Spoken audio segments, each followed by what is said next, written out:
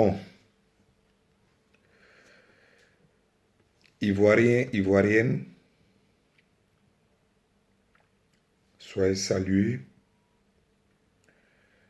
depuis vos différents bords. Salutations personnelles à tous mes abonnés. Salutations personnelles aussi à mes fidèles. Peuple africain, soyez salués. C'est votre humble serviteur, le camarade Michel Zama. Je me permets encore une fois de plus, en ce jour de 7 janvier 2020, m'entretenir encore avec vous. Mais avant tout, permettez aussi que je vous dise de liker ma vidéo, ceux à qui ça aura plu, de la partager, ceux qui peuvent, et ceux qui ne se sont pas encore abonnés, c'est l'occasion aussi de le faire. Ceux à qui cette vidéo n'aura pas plu, je vous demande humblement de renverser le pouce ou encore d'apporter des commentaires, je dirais d'abord lisibles et compréhensifs. S'il y a lieu de répondre à la personne, je le ferai. Ou encore, je tâcherai de le faire. Donc, aujourd'hui, mon sujet concerne la mort de Ouattao. Excusez-moi. Quel est mon point de vue sur la mort de Ouattao? Comment est-ce que je pleure la mort de Ouattao? Parce que quand on perd quelqu'un, quelqu'un qu'on connaît surtout, chacun a sa façon de pleurer. Chaque peuple aussi a sa façon de pleurer son mort ou encore son corps. Chaque peuple a sa façon de faire les funérailles de la personne qu'ils ont perdue. Donc moi, étant Dida, c'est sûr que nos funérailles ne ressemblent pas aux funérailles des Akans, des Nordistes et les gens de l'Est. Chacun a sa façon de faire ses funérailles. Chacun a sa façon de pleurer son mort. Donc, comme c'est, je dirais, l'actualité en ce moment, concernant la mort de Ouattao, j'ai, je dirais, une idée. J'ai mon opinion vis-à-vis de la mort de Ouattao.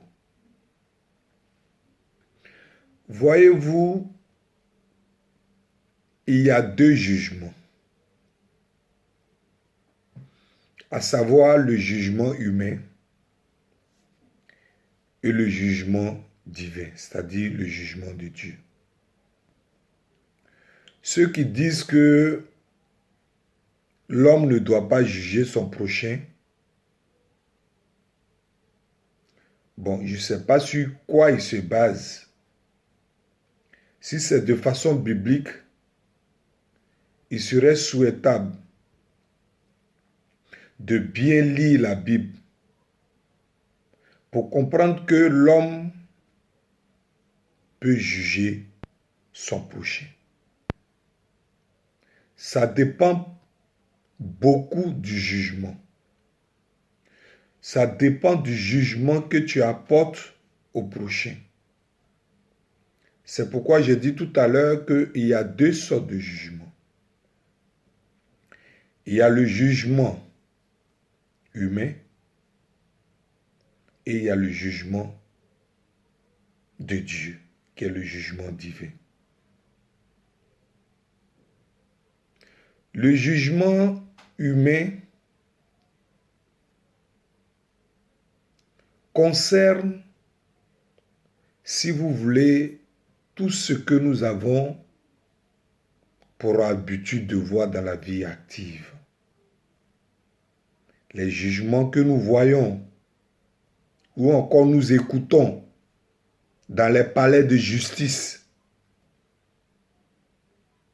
Les jugements souvent que nous voyons dans les commissariats de police. Avant que la personne ne soit déférée, il y a quand même un petit jugement. Il y a, je dirais peut-être le lieutenant qui va te questionner. Ou encore le procureur qui peut aussi te questionner avant que ta sentence ne soit prononcée. Tout ceci, en gros, fait partie du jugement humain. Raison pour laquelle un homme peut juger son prochain. Si, je donne un exemple. Si X est voleur et que moi je ne suis pas voleur, j'ai le droit de dire qu'il est voleur. Si X est palabreur et que je ne suis pas palabreur, j'ai le droit de lui apporter ce jugement-là pour dire que c'est un palabreur. Ainsi de suite. Ça, c'est le jugement humain. De l'autre côté, il y a le jugement divin. C'est le jugement divin ici sur lequel il faut beaucoup faire attention. Quand Dieu dit de ne pas juger, parlant maintenant de la Bible. Quand Dieu nous dit de ne pas juger, il veut dire tout simplement que tu n'apporteras pas de faux témoignages vis-à-vis de ton prochain. Tu ne jugeras point ton prochain selon l'apparence. Ça, c'est le côté divin. C'est-à-dire, tu vois quelqu'un mal mis de suite, tu commences à te prononcer sur lui. Oh, lui là, c'est un pauvre rentré ici, sorti ici. Voilà ce que Dieu nous interdit de faire. Quand tu vois par exemple une église qui brille, je dirais un édifice religieux qui brille, et que tu dis que comme ça brille, c'est là-bas Dieu est forcément. Ça, c'est un jugement divin. Dieu dit de ne pas le faire. Contrairement à ça, quand tu vois un endroit, un édifice religieux appelé église, si tu vois le coin moche, ça ne donne pas envie même de s'asseoir. Et que tu te prononces pour dire, oh là-bas, là, je ne veux pas aller là-bas parce que c'est moche. Dieu nous interdit formellement de le faire. Donc, en gros, voici un peu la différence entre les deux jugements. Moi, étant homme, étant imparfait, étant rempli de péché, je peux me permettre de juger un homme sur le plan humain. Je peux me permettre de le faire. La mort de Ouattao, ou encore la vie de Ouattao avant sa mort, je peux me permettre de critiquer sa vie qu'il a menée sur terre, humainement parlant. Il n'y a que Dieu seul aujourd'hui, concernant sa justice, qui sait ce qu'il fera de Ouattao. Mais en ce qui me concerne, humainement parlant, toujours, Ouattao n'a pas été un exemple. Ça, c'est le premier point. Secondo, Ouattao a porté un préjudice à mon peuple. Oui, il a causé un préjudice à mon peuple. Aujourd'hui, mon peuple paye le lourd tribut des agissements de Ouattao. C'est vrai que toute la Côte d'Ivoire entière paye le lourd tribut de Ouattao. Mais ici, je parle précisément de chez moi, à Lakota. Et ce préjudice est lié à la mort du ministre Boga Doudou. Pour ceux qui connaissent Boga Doudou, à l'époque, quand Gbagbo a accédé au pouvoir, le président Gbagbo a accédé au pouvoir, Boga Doudou était le ministre de l'Intérieur de Côte d'Ivoire. En même temps, le bras séculier du président Laurent Gbagbo. En 2002, le 19 septembre 2002, il y a eu une crise dans laquelle les chefs rebelles s'étaient tous partagés des missions qu'ils devraient accomplir coûte que coûte pour réussir leur coup d'État. C'est dans cette optique-là que Isiaka Ouattara, dit Ouattao, est allé arracher la vie à mon parent, le ministre Boga Doudou. Il a vachement assassiné ce monsieur. Ce monsieur que j'ai connu en 2000. Il est arrivé dans mon village, puisque c'est sa région. C'est vrai qu'on n'est pas du même village, mais c'est sa ville, Lakota. Il est arrivé en campagne en 2000. J'ai eu l'occasion de connaître cet illustre personnage. Physiquement, j'ai eu à le connaître, puisque j'ai eu l'occasion d'échanger avec lui. Et j'ai vu son état d'esprit. C'est quelqu'un en dehors de Lakota qui avait vraiment de vrais projets pour les Ivoiriens. C'est quelqu'un qui avait l'esprit de développement. C'est quelqu'un qui avait vraiment, je dirais, de grandes ambitions pour la Côte d'Ivoire entière. C'était un homme de ce genre-là. En dehors de ça, quand je dis que Ouattara a causé un préjudice à mon peuple, c'est-à-dire les gens de Lakota, à cette même époque, c'est-à-dire quand le président Laurent Gbagbo était aux commandes, il y avait un projet, je crois, des Indiens qui avait pour objectif de créer des milliers d'hectares d'EVA à Lakota. Ce qui allait permettre,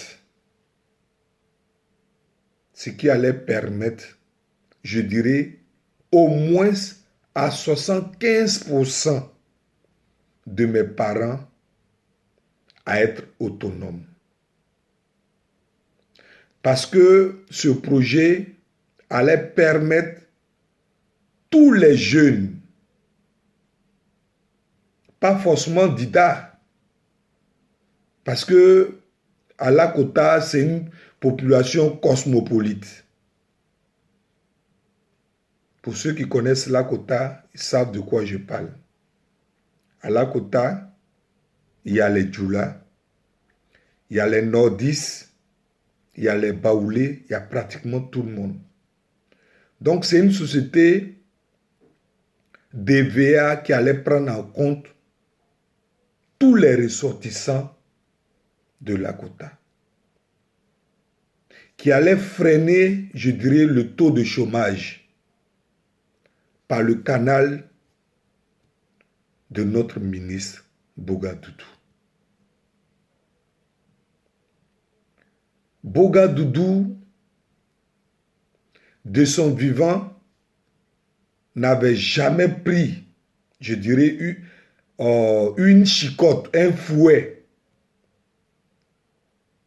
pour taper, comme on le dit communément parlant, pour taper Isiaka Ouattara, dit Ouattara.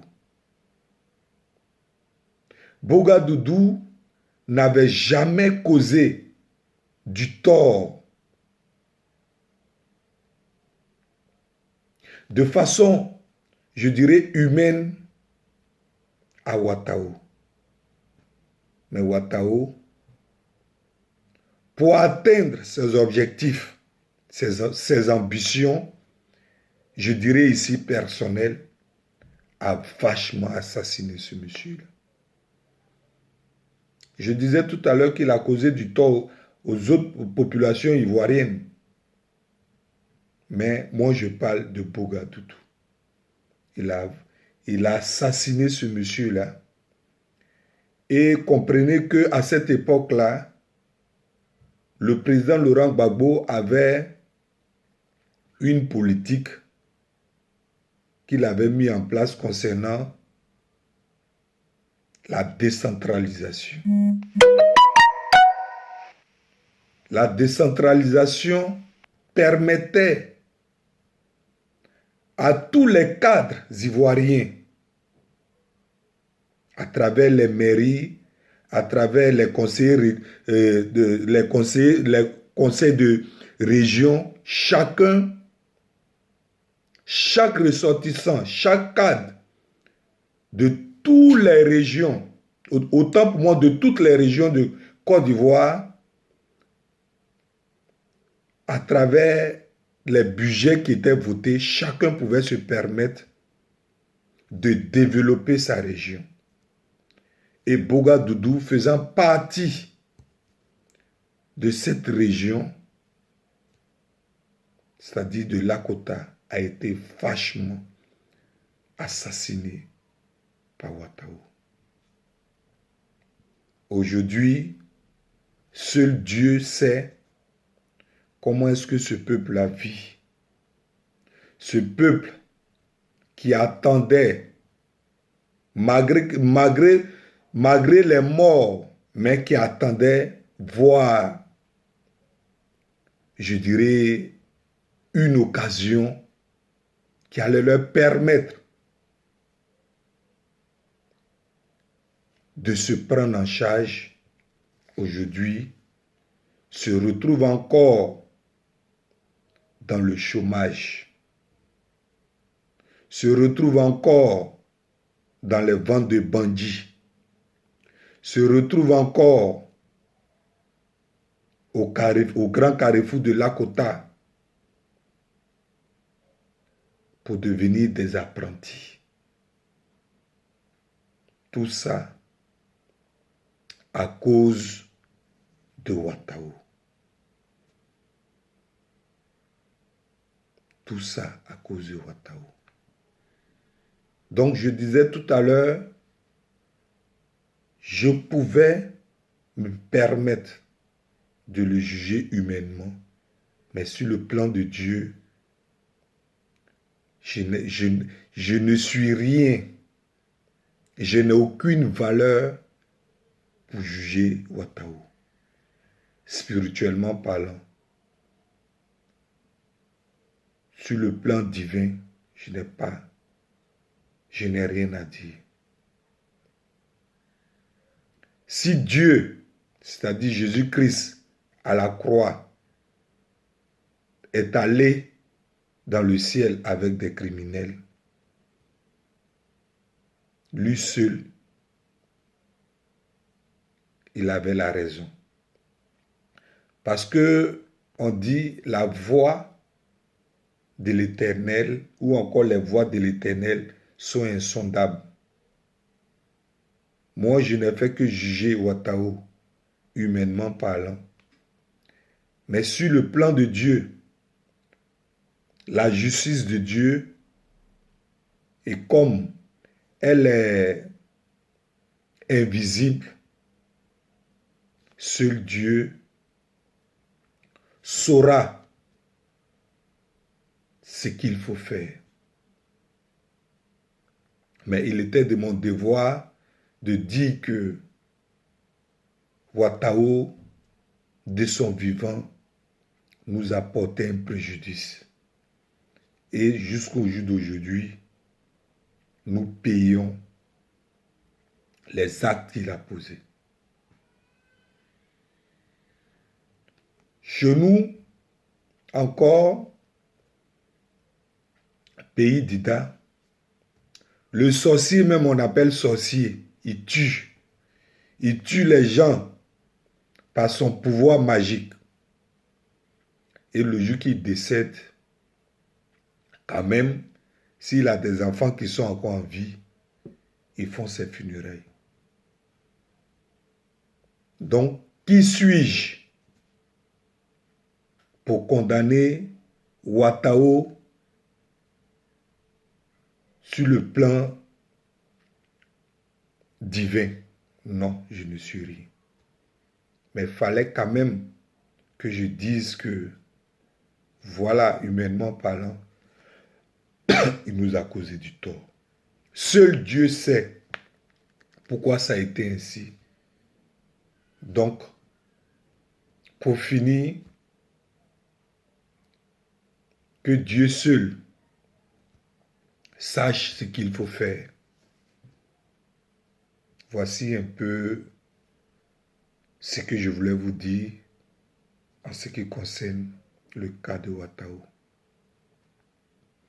Tous ceux qui, par sa cause, sont devenus aujourd'hui orphelins.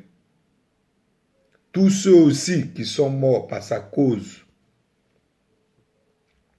je demande au Dieu Tout-Puissant de compenser le cœur de tout un chacun de nous. Qu'il compense nos cœurs, qu'il guérisse nos cœurs. Qu'il guérisse notre cœur.